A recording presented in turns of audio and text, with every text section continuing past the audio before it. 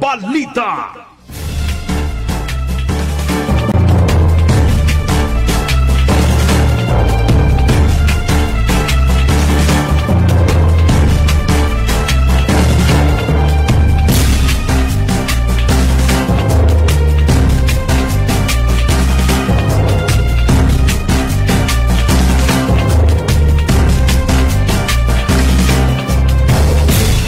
Good morning mga kaibigan. Naimbag na bigat, kanyayo amin na po. Araw ng Miyerkules, ngayon ay June 11 at oras na ng ating programang Todo Balita at Komentaryo sa DWIC Dagupan. Muli tayo ay magkakasama-sama hanggang alas 6 ng umaga. Inyong maririnig mga balita kaganapan sa lalawigan ng Pangasinan, sa ibang bahagi ng bansa at sa ibayong dagat. Ang inyong Katoda Balita, ako si Liway Manantan, Iparagire. Ang aking partner si Kaaron Susanya daw. At sa technical kasama natin Kaaron John Christian Lambino.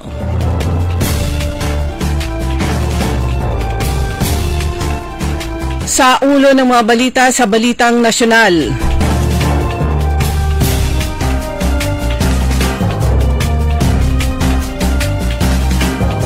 Senado nag-convene bilang impeachment court. Vice President Sara Duterte bumiyahe papuntang Malaysia. Todo Balita.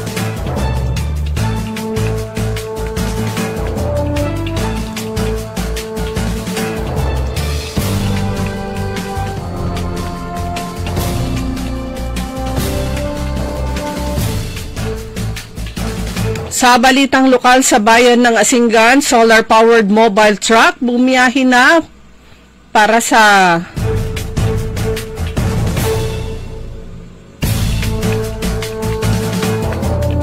kanilang mga kababayan. Todo Balita. Sa balitang pampalakasan,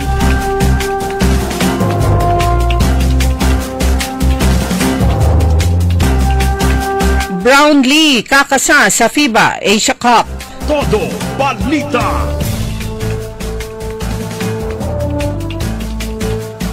At ngayon sa detalye ng ating mga balita. Formal nang nag-convene kahapon ang Senado bilang impeachment court kung saan nanumpa sa harap ni Senate President Francis Escudero bilang presiding officer ang 22 senator ng 19th Congress na tatayong judges sa impeachment trial ni Vice President Sara Duterte. Sa 22 senador, hindi nagsuot ng kulay maroon na robe sina Senator Cynthia Villar, Amy Marcos at Robin Padilla, kabilang ang 3 sa mga sumusuporta sa mga Duterte. Naantala ang nakatakdang panunumpa ng mga senador matapos pagbigyan ang privilege speech ni Senator Ronald Bato de la Rosa na naglalayong i-dismiss ang impeachment case laban sa Vice President. Naniniwala si de la Rosa na lumabag sa 1-year ban ang impeachment complaint na inihain laban kay Duterte sa House of Representatives. Tinutulan ni Senate Minority Leader Aquilino Pimentel Jr. ang privilege speech ni de la Rosa dahil hindi ito kasama sa agenda. Kinontra rin ni Senator Judge Risa Ontiveros ang motion ni de la Rosa dahil ang dismissal umuno ng trial ay maaari lamang gawin ni Vice President Duterte. Pumayag na lang si de la Rosa na baguhin ang kanyang motion kung saan i-remand na lang o ibalik sa Kamara ang impeachment case laban kay Duterte.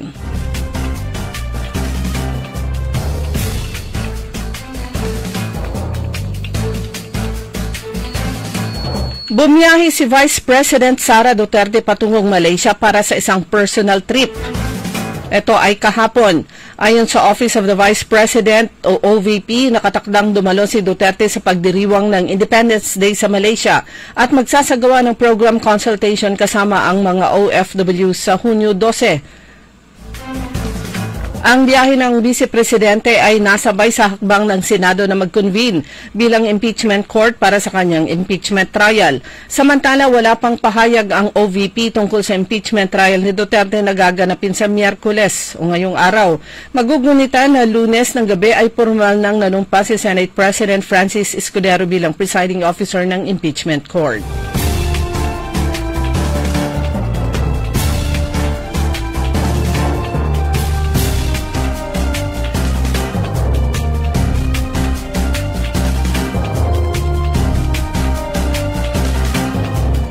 Ipinagtibay sa ikatlo at pinal na pagbasa sa Kamara ang panukalang gawing 6 na taon mula sa 3 taon ang termino ng mga halal na opisyal ng barangay at sangguniang kabataan sa bansa.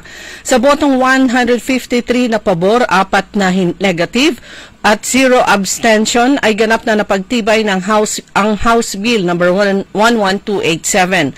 Kung maisabatas, papalitan ang petsa ng halalan mula December 2025 gagawing May 2029. Alinsunod sa panukalang batas, ang mga barangay officials ay eligible sa re-election ng isang beses na nagpapahintulot sa mga ito na manatili sa kapangyarihan ng walang pangingialam o hanggang 12 taon kung magwawagi ang mga ito sa 29 election. Samantala, ang mga barangay officials namang nasa unang termino matapos mahalal noong October 2023 ang eligible na tumakbo sa re-election. Nakatakdang magsagawa ng BICAM conference ang Kamara at Senado upang pag-isahin ang bersyon ng mga mambabatas.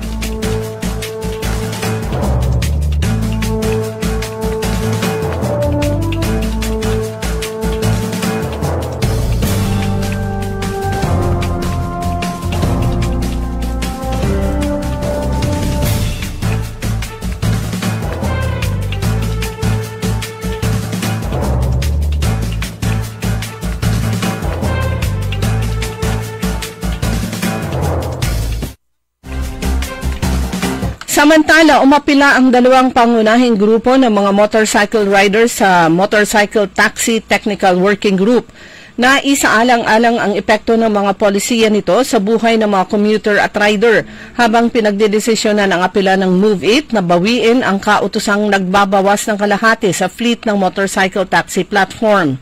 Kasalukuyang dinidinig ng Motorcycle Taxi Technical Working Group ang motion for reconsideration at supplemental appeal ng MoveIt upang baliktarin ang naunang kautusan nitong Abril na maaring magresulta sa pagkawala ng trabaho ng humigit kumulang 14 na rider sa Metro Manila, Cebu at Cagayan de Oro. Giit ng MoveIt, ginawa ang desisyon ng wala umanong due process at nakabatay sa luma o sa luma ng datos.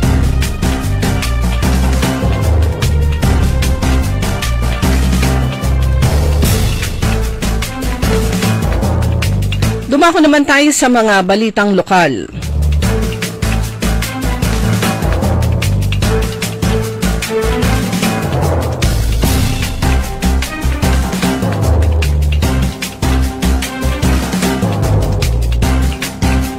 Sa bayan ng Asingan, sa lumabas na ang solar-powered mobile truck bibiyahe nitong Hunyo para sa libreng pag-aaral sa paggamit ng computer sa bayan ng Asingan. Sa lumabas na report ng United Nations Educational, Scientific and Cultural Organization o UNESCO, kabilang ang Pilipinas sa mga bansa na ang mga estudyante ay wala o kulang ang ginagamit ng computers para makasabay sa information technology. Sinasabi din na ang Pilipinas ay isa sa mga bansang may positive administrator attitudes dahil sa pag-adapt sa makabagong technology sa basic education, curriculum at school management. Ngunit sa kabila ng may positibong pag-uugali, hindi makaabante sa kaalaman ang mga estudyante dahil sa kanilang kakulangan ng computers na ginagamit. Kasabay ng nakatakdang pagsisimula ng school year 2025-26 ngayong June 16, isang bagong solar-powered mobile truck ang iikot sa iba't ibang eskwelahan sa Asingan sa loob ng 21 iikot sa 21 barangay. Samantala, balita naman mula sa Kapitolyo, tuloy-tuloy ang pamahalaang panlalawigan ng Pangasinan sa pamumuno ni Governor Ramon Gico III sa pangangailangan ng bawat Pangasinense para sa maayos at ligtas na mga kalsada. Patunay dito ang nakumpletong concreting ng Farm to Market Road sa Barangay Taluspatang, Barangay Lasip, Barangay Aliaga, Barangay Malimpok, kasama rin sa Barangay Butaw at Barangay Nansangan sa bayan ng Malasiki. Malaking ginhawa ito sa mga residente lalo na sa mga magsasaka dahil maayos at mas malawak na ang dati ay mga lubak-lubak na kalsada. Ang resulta, mas ligtas na ang kanilang biyahe at mas mabilis na rin ang transportasyon ng mga produkto mula sa kanilang barangay patungo sa merkado. Malaking tulong kasi dati-rati makitid at malubak itong daan namin ngayon. Maayos na. Ito ang pahayag naman ni Punong Barangay Francisco Barbosa ng Barangay Lasip, Malasiki. Dumako naman tayo sa balitang pampalakasan. Naka-recover na si Gilas Pilipinas naturalized player Justin Brownlee sa kanyang thumb injury, kaya't inaasahang kakasa ito sa 2025 FIBA Asia Cup na idarao sa August sa Jeddah, Saudi Arabia. Kinumpirma ni Gilas Pilipinas head coach Tim Cone na nasa magandang kondisyon na si Brownlee at kasalukuyang sumasalang sa workout sa Amerika. Nakatakdang dumating si Manila si Brownlee sa mga susunod na linggo upang makasama ang Gilas Pilipinas sa training camp na gaganapin sa Inspire Sports Academy. Yan ang kabuuan ng ating mga balita. Ang inyong tagapagbalita, ako si Liway Manantan Iparagire. Oras po natin alas 5:26 ng umaga.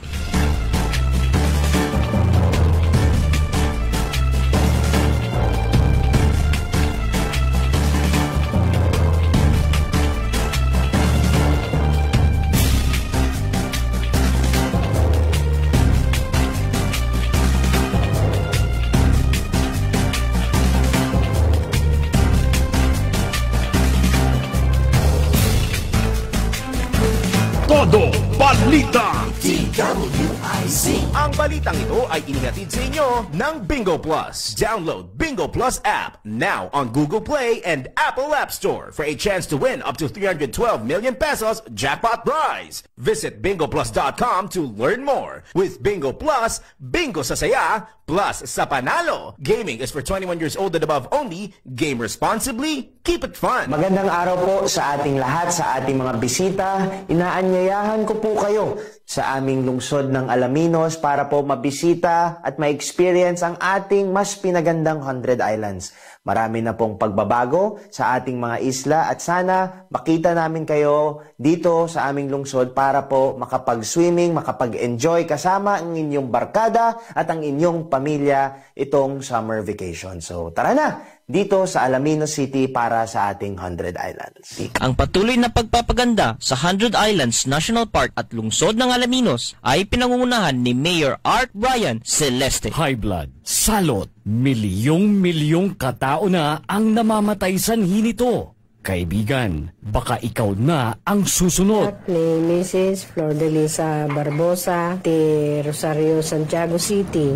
Agtawenak ti 63. Manungatawan nga aglutluto ako, tada karinderya. Mariknak agpipikal. Ti ME makiso nga nanggagak ti radyo, dati agas nga pao di arko. Pinadas ko. Mayat ti epekto na. Duti food supplement nga napadpadasa ko. Awan ti epekto na. Dato'y pao di arko, idi nagtumarak, manungal daw lang, han nga agpipikal ti imakon. Awisen kay nga mangpadas, tapno may katmat, dagita rik-rik na inyo, saksakitin nyo. Kaya kaibigan, buhay mo'y ingatan. Mag-Aldrich Pau di Arco Herbal Capsule na para kalusugan mo ay garantisado.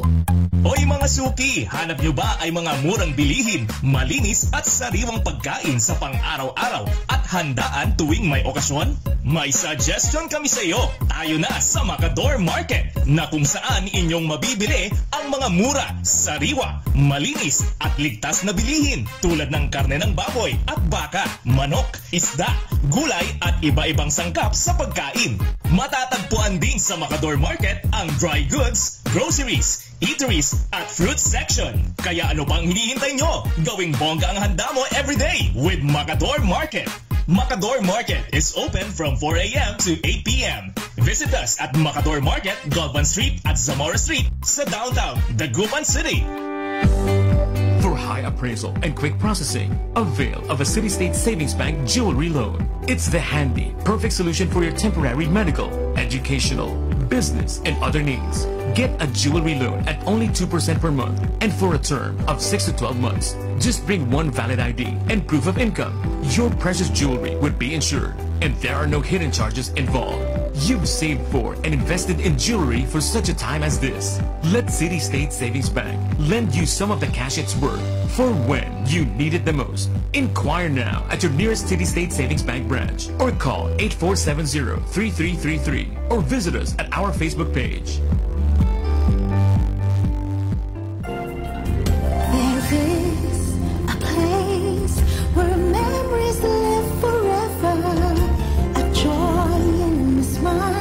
Somehow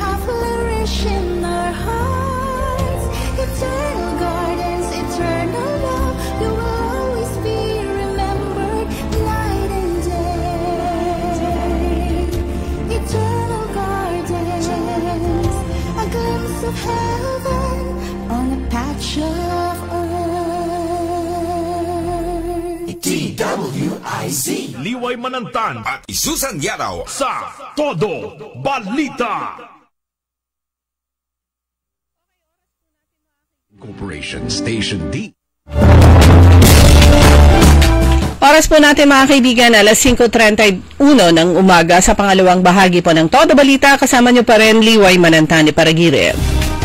So ngayon po ay June 11, anong kasunod niyan? June 12 bukas. Yan po ay walang pasok sa mga opisina, sa mga paaralan dahil naman po Independence Day. It's a national holiday. Pero lang yung mga opisinang meron talaga silang pasok kahit may holiday, yung mga sa trabaho na may pasok, pero ayun, double pay.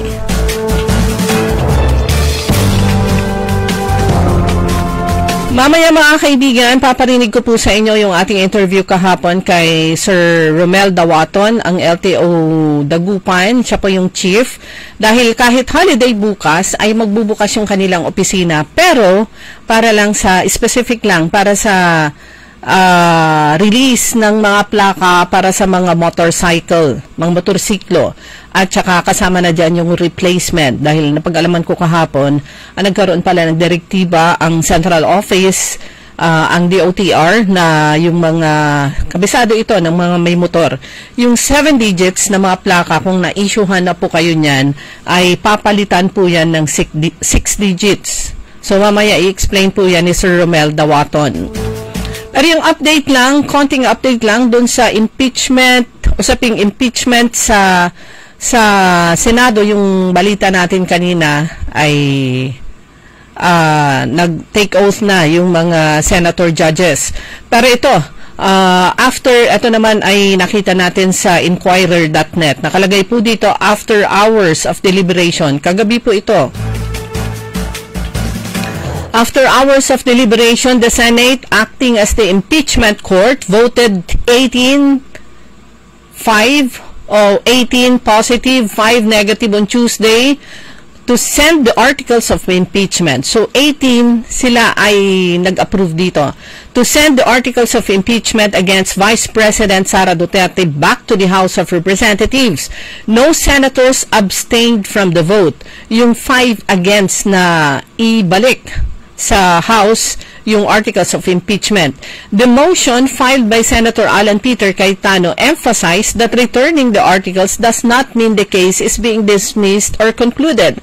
Voting against the motion were Senators Coco Pimentel, Risa Ontiveros, Nancy Binay, Grace Poe, and Sherwin Gatchalian. The 18 senators who voted in favor to send the articles of impeachment against Vice President Sara Duterte back to the House of Representatives. Yung mga in favor dyan ay, syempre, ang nag-author niyan si Senator Cayetano, Alan Peter Cayetano, Ronald De La Rosa, Bong Revilla, Amy Marcos, JV Ejercito, Bongo, Loren Legarda, Robin Hood Padilla, Jinggoy Estrada, Francis Tolentino, Joel Villanueva, Pia Cayetano, Lito Lapid, Cynthia Villar, Mark Villar, Juan Miguel Subiri, Rafi Tulfo, and Cheese Escudero. So yun po yung pinakahuling update kagabi sa nasa usapin patungkol nga sa impeachment issue na itinaas na nga ng House of Representatives dun sa Senado. Maganda siguro kung sa mga susunod na araw magkaroon tayo ng ma-interview. Siguro mas maganda sa maiksi lang kasi yung oras namin, the best time talaga yung sakay ka Aaron Orly Navarro kasi mahaba yun. Maganda siguro kung ma-interview, no? Makuhanan ng reaction. Isa sa magaling na mag-explain at napakadaling intindihin pag ganyan, si former Mayor Brian Lim. Ayan. Tayo natin sa mga susunod. Samantala, dahil bukas ay holiday, at yung Independence Day, kasabay niyan palagi ay mga jobs fair. Ayon sa Dolly Region 1, nasa 23,000 job openings mula sa participating employers sa job fair. Yung 23,000 para lang kaya sa Region 1 o sa buong ano. Pero ito yung mga areas na may job fair bukas. Sa SM City, Lawag, Candon Civic Center sa Ilocos Sur, Sa La Union, gaganapin sa Robinsons. Dito sa Pangasinan, Alaminos City Gymnasium. Sa Nepomol Dagupan and SM City Rosales. Yan po yung mga areas ng mga job fair bukas.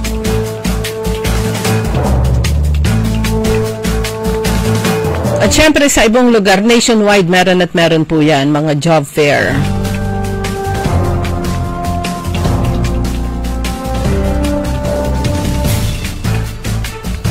Kaya yung mga naghahanap ng trabaho, pagkakataon nyo na po yan, baka sakali po na makahanap po kayo ng trabaho sa pamamagitan ng mga job fair na yan na inorganize naman ng DOLE, Department of Labor and Employment Region 1. Kung nasa ibang region po kayo, meron po yan na organize na mga job fair.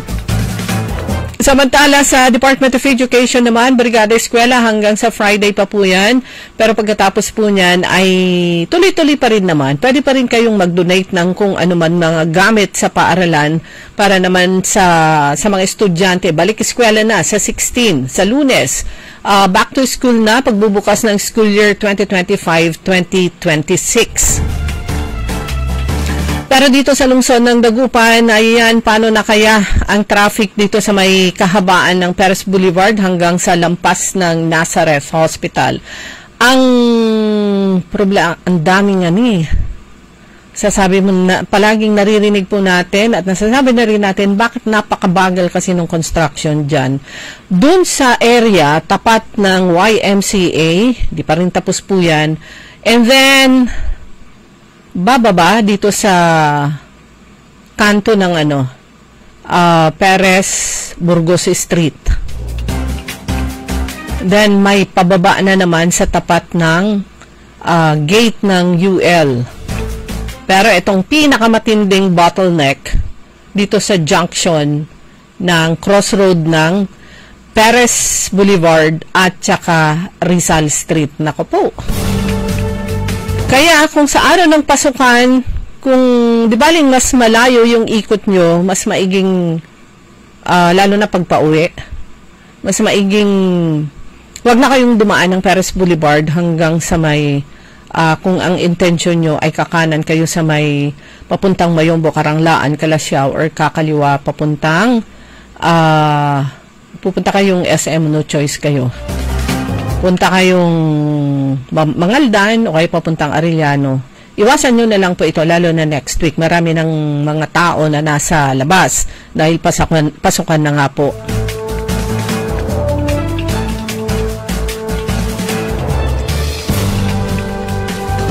So, doon naman sa Schools Division ng Alaminos City, nung pagbubukas ng Brigada Eskwela nung Lunes, binigyan din ni Schools Division Superintendent Eli Ubaldo ang kahalagahan ng clean, safe, and conducive learning environment sa pagsisimula ng mga paghahanda para sa taong panuruang 2025-2026. Tinukoy ni Dr. Ubaldo ang mga sumusunod bilang mahahalaga at makabuluhang gawain ngayong Brigada Eskwela at upang magabayan at matulungan ng mga mag-aaral sa pagbubukas ng klase. Reading and storytelling, inventory of school facilities, classrooms, inventory of school facilities, classrooms, and teachers, learners, health and welfare assessment, tree planting activities, at mga anti-bullying trainings and seminar. Yung apat na yan po yung core na programs ng Department of Education, hindi lang sa pagbubukas po, hindi lang nitong Brigada Eskwela, kundi sa buong school year 2025. Reading and storytelling, pero more on reading, yung maturuan yung mga bata, mga estudyante, mga learners na magbasa. Dahil ang katotohanan po, base na rin sa datos ng Department of Education, hanggang junior high school, senior high school, marami pa rin mga learners ang hirap magbasa. Pangalawa, ayan, ginagawa naman ni inventory ng school facilities, classrooms, and teachers. Ayan, health and welfare. Kasama na dyan yung mental health, tree planting activity, anti-bullying trainings, and seminars. So So kung mga magulang, mga guardian, mga ate, mga kuya, kung yung anak nyo ay nag-complain o nagsumbong sa inyo ng patungkol sa bullying na nangyari sa kanya sa paaralan, tugunan nyo po yan, pumunta kayo sa school, pumunta sa teacher, magtanong. Kung yung anak nyo naman po, o yung alaga nyo, yung apo nyo, ay isinumbong, siyempre, paparating sa inyo yan ang kanyang advisor, isinumbong na siya ay gumawa ng bullying, pumunta rin po kayo sa paaralan at makipag-usap, alamin ang punot dulo. Huwag yung kakampihan nyo yung apo nyo o yung anak nyo, ay lalong titigas ang ulo po niyan, lalong magsisiga-sigaan sa paaralan.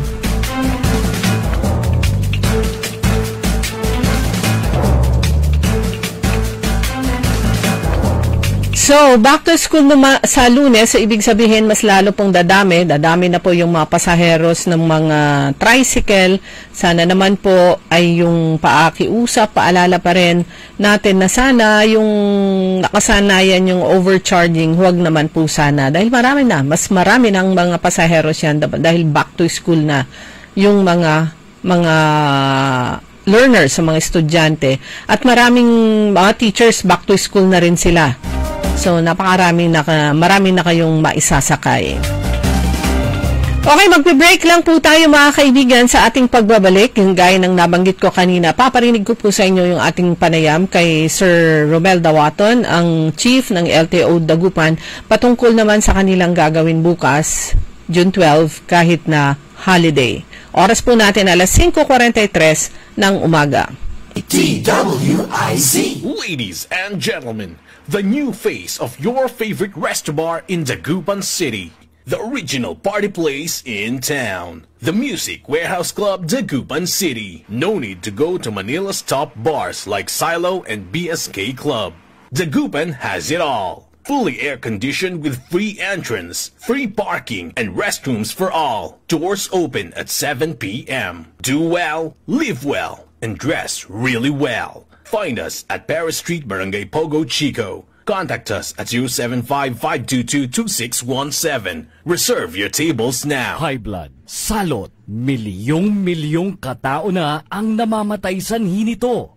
Kaibigan, baka ikaw na ang susunod. Ako ay si Maria Lunag ng Cordon Isabela, 16 years old. Yung asawa ko may diabetes, cholesterol, may high blood. Narinig ko sa radyo, mabisa daw yung Paul capsule. Bumili ako, pinainom ko sa asawa ko. Gumaling siya at lumakas. Kayo mga kabarangay ko, gumamit na kayo ng capsule. Kalusugan mo garantisado. Kaya kaibigan, buhay mo'y ingatan. Mag-Aldrich Pau de Arco Herbal Capsule na para kalusugan mo ay garantisado. Hoy mga suki, hanap nyo ba ay mga murang bilihin, malinis at sariwang pagkain sa pang-araw-araw at handaan tuwing may okasyon? May suggestion kami sa iyo. Tayo na sa Macador Market na kung saan inyong mabibili ang mga mura, sariwa, malinis at ligtas na bilihin tulad ng karne ng baboy at baka, manok, isda, gulay at iba-ibang sangkap sa pagkain. Matatagpuan din sa Macador Market ang dry goods, groceries, eateries at fruit section. Kaya ano pang hinihintay nyo? Gawing bongga ang handa mo everyday with Macador Market. Macador Market is open from 4 a.m. to 8 p.m. Visit us at Macador Market, Galvan Street at Zamora Street sa downtown Dagupan City. For high appraisal and quick processing, avail of a City State Savings Bank jewelry loan. It's the handy, perfect solution for your temporary medical, educational, business, and other needs. Get a jewelry loan at only 2% per month and for a term of 6 to 12 months. Just bring one valid ID and proof of income. Your precious jewelry would be insured and there are no hidden charges involved. You've saved for and invested in jewelry for such a time as this. Let City State Savings Bank lend you some of the cash it's worth for when you need it the most. Inquire now at your nearest City State Savings Bank branch or call 8470-3333 or visit us at our Facebook page.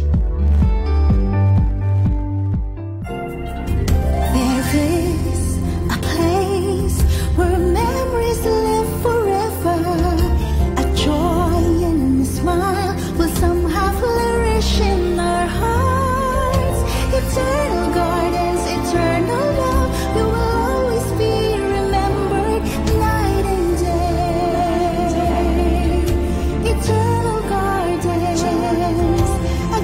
of heaven on a patch of earth. DWIZ Liway Manantan at Susan Yaraw sa Todo Balita. Okay, oras na po natin mga kaibigan, alas 5:46. Ready na ba yung ating voice clip? Kaaron John Christian Lambino, ang aking partner sa technical. So bukas nga po, holiday po yan, buong bansa, dahil national holiday, dahil naman sa Independence Day. Pero ang LTO Dagupan City District Office ay bukas po sila mula alas 8 ng umaga hanggang alas 5 ng hapon. Ito lamang ay para sa distribution ng mga plaka para sa mga motorsiklo. So, ito po yung ating panayam kay Mr. Romel Dawaton, ang chief ng LTO Dagupan patungkol po dito. Karen Christian, paki-play. Transactions na gagawin sa office. Actually, i-address lang natin yung mga mag-claim ng mga MC plates as well as replacement plates. Kasi ongoing yung distribution ng mga plaka ng mga motorcycle. Yan ang sinusulo ng lahat ng region ng LTO. So yung 12 yun, sir, simultaneous? Lahat open? Hindi, ito naman, initiative ng isang district office yan. At least kung mag-open tayo, yung bilang ng mga mag-claim, mabawasan na yung backlog. That will help reduce the backlog. So ngayon, sir, ilan po ba? Ilan ang backlog saan?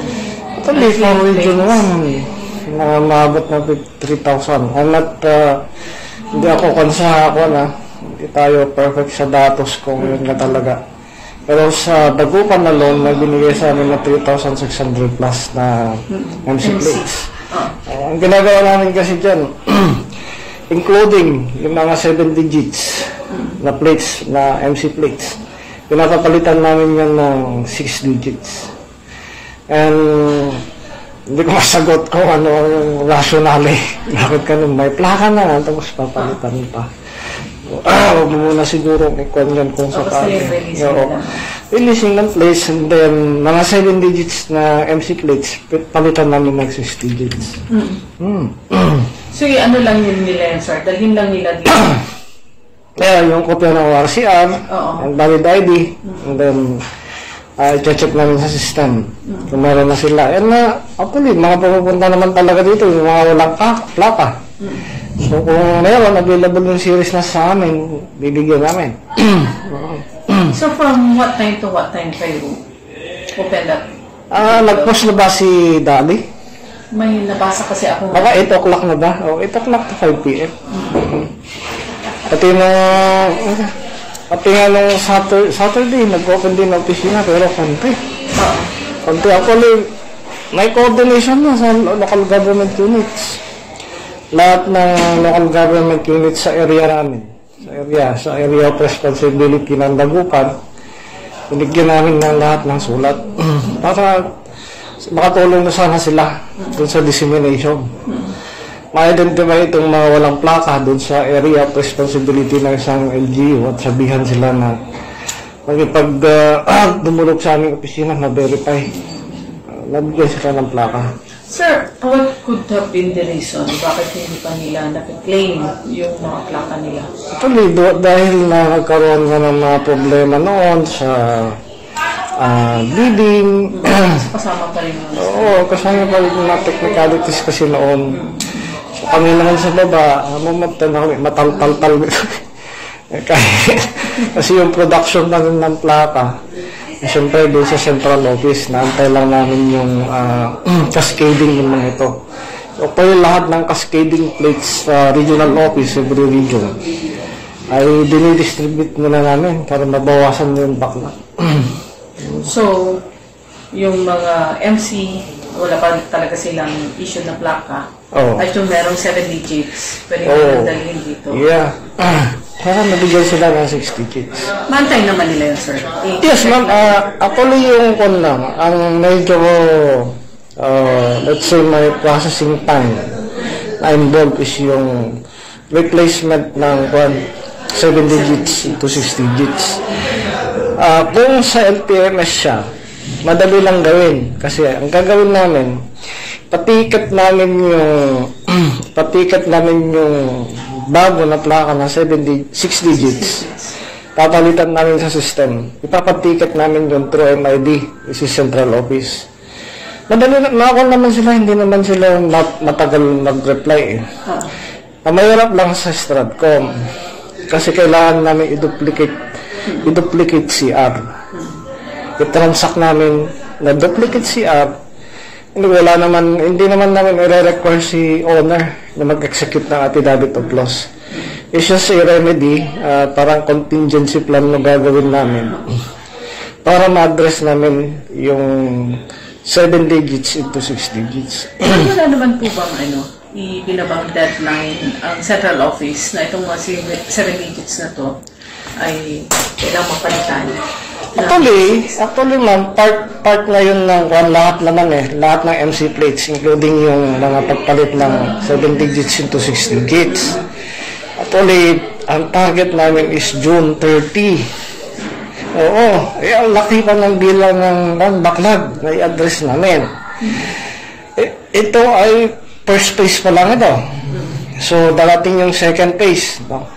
And then yung last phase, yung talagang tawag dito ng punitive type of enforcement na. Kasi, i-implement na ng agency soon ang no plate, no travel policy.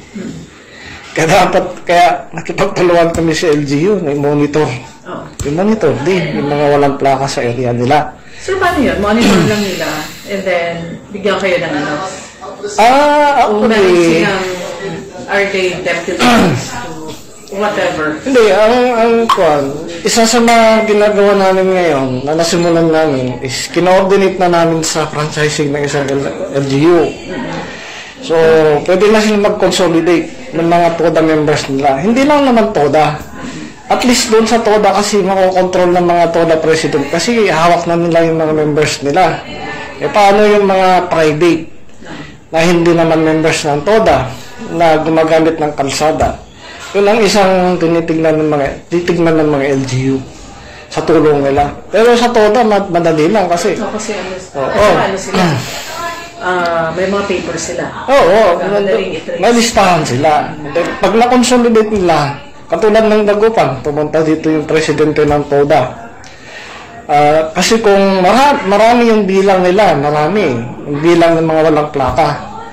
So, hindi maganda na pupunta sila lahat dito kasi makakuan yung pasada. Malidiserap yung pasada. So, ang usapan namin, pwede naman kayo ang humawak lahat ng papel, dalhin nyo dito, at kami na yung mag-process. Then, pick up nyo na lang. Minsanan. Para hindi mabala yung mga pasayeros. So, process mo na ng papers. So, bahagi po yan ang ating panayam kahapon kay Mr. Ruel Dawaton, ang LTO Chief ng Dagupan District Office. Ulitin lang po natin yung sinabi niya bukas po sila mula alas 8 ng umaga hanggang alas 5 ng hapon. Ang transaction lang po ay para dun sa distribution ng mga plaka ng mga motorcycle, MC. At andito rin actually sa kanilang page, LTO Dagupan City District Office, abiso sa publiko. Ang sabi niya dito, ang atin pong opisina ay bukas para sa distribusyon ng mga plaka sa Huwebes, bukas, June 12, mula alas 8 ng umaga hanggang alas 5 ng hapon. Ito pa rin ay alinsunod sa No Plate, No Travel Policy na maging epektibo mula August 2025. Ang ating opisina ay bukas, ayan nga, nagsabi ko kanina, 8 a.m. to 5 p.m. para sa distribusyon ng plaka ng mga motorsiklo at tricycle private o pampasada na wala pang plate number. Dalhin nyo lang daw po ay ang kopya ng inyong ORCR, official receipt, at saka certificate of registration, at saka syempre valid ID. Ang valid ID mo, syempre, yung iyong driver's license. Tanong nyo na rin yung kanilang programa na papalitan. Actually, sabi niya nag-umpisa na nga yung na-issue earlier na 7-digit na plaka ng motorsiklo, papalitan nila ng 6 digits. Yung sabi niya, nakalimutan ko kasi yung rational, sabi niya, yung sa interview natin kanina.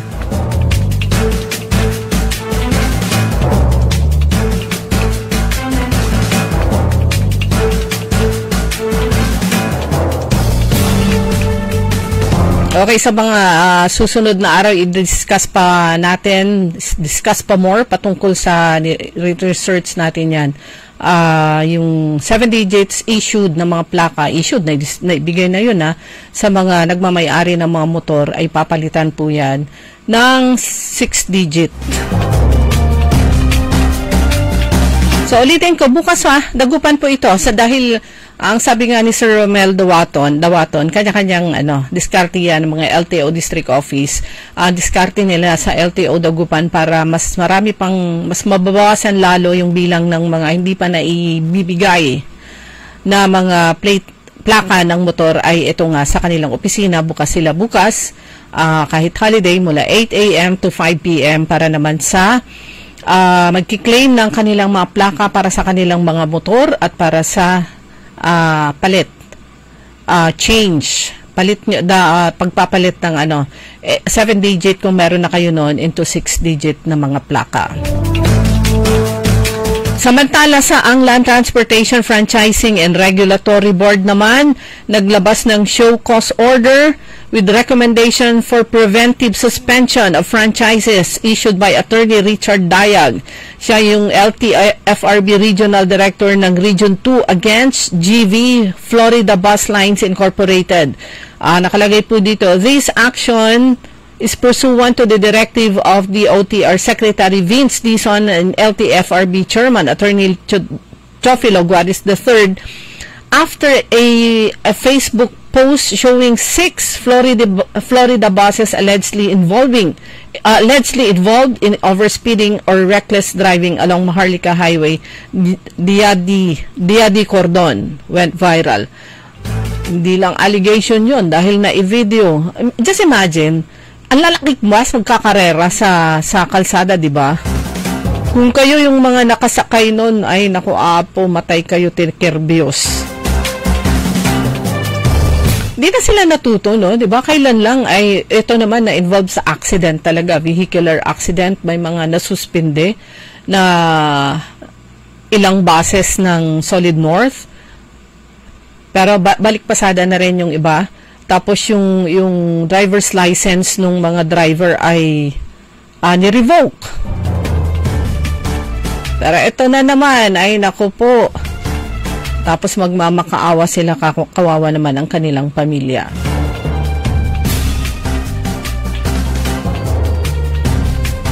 Okay, bago tayo magpaalam, bati-bati muna. Good morning kay Kaaron Preciosa de la Cruz. Good morning, kumusta kayo?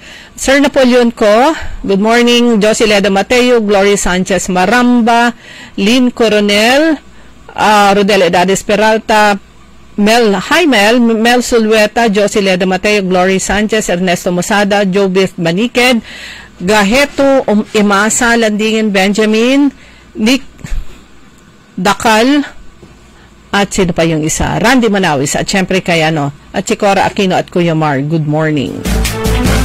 Ang tamayanan po, early in the morning, makakasama niyo po Kaaron Orly Navarro. Sa ngalan ng aking partner, Kaaron Susan niya daw. Ako po si Liway Manantani Paragire. Nagsasabi po sa inyo ng isang napakagandang umaga. Sumayin nyo ang Todo Balita, Lunes hanggang Sabado, dito sa DWIZ-FM 89.3 News Radio Dagupan.